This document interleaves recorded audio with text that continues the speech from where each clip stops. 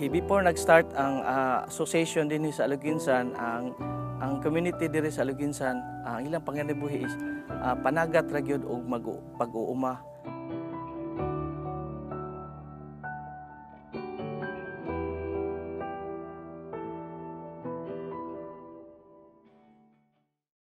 Anya, mao ni nga nanay daghang project sa LGU ni sod na ang atong mga project daghan na nga ni potential man ni ang Aluginsan nga daghan kayo nga ecotourism site. So mao ni ang natukod ni ang Baytas kani chat or Kia.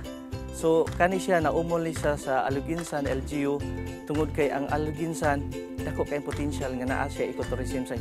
So nag-start ang una ang chat. Ang chat mao ni ang cultural heritage of Aluginsan tourism. And then ang kani siya giumol ni siya sa pinaagi sad sa mga farmers kay ang kaning chat nila ang usa ni sila giumol ni sila tungod kay sila motor sa mga heritage site na to. Then nasunod ang Baytas Buho Aluginsan Ecotourism Association. So na-start ni siya 2009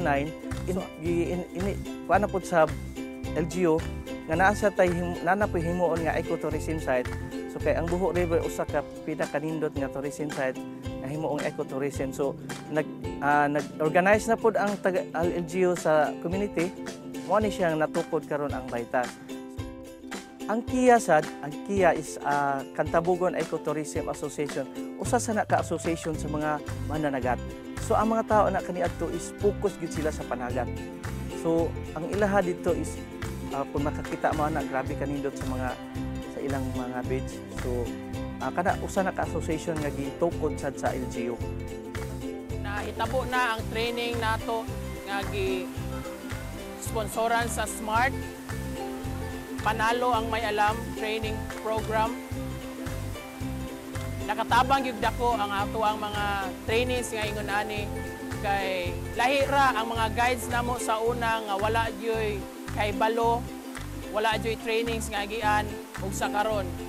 Makita nato na sa ilang pagtagad sa turista o daghan nagpaagi nga ma-promote pa nga mo ang Aguinid Waterfalls.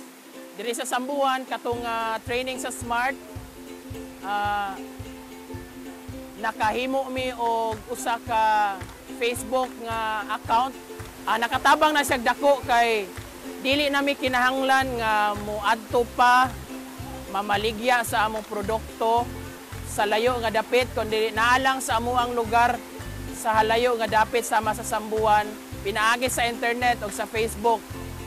Ma-promote na namo gilayon ang amuang mga nagkalinlain nga water spots, tourist spots diri sa Sambuan. Pinaagi sa social media nga training sa nga hatag sa SMART sa Tukantex. Nakibalo na sila unsaon pag gamit sa tarong sa social media, responsible nga paggamit. Nagkagitudluan sila og pagbuhat og even sa ilahang page sa Facebook. Wherein pila lang ka pila lang ka adlaw, pila lang ka pag nila, pag online nila, daghan na kayong inquiries, daghan na kayong mga positive kayo nga muna nga tinuod yun, lahi na gyud tinuod ang panahon karon muna nga pasalamat mi sa SMART nga na gitabangan ang asbuma kamo ang grupo, kamo ang lungsod nga ma-harness gyud ang power sa information technology na gyud nga panahon na gyud karon. Yeah, bahin pud sa kabahin na social po media, sa social media seminar. Sa among na seminar dito sa Pagbuhay pa sa first module pa namo. Munang dako kayong katabang sa among organisasyon aron pagpahibanap sa among mga manindot nga tan-awon kabahin sa mga kabilin sa among lungsod nga aron makaagni ug makadani sa ato ang mga turismo sa ato mga turista nga moari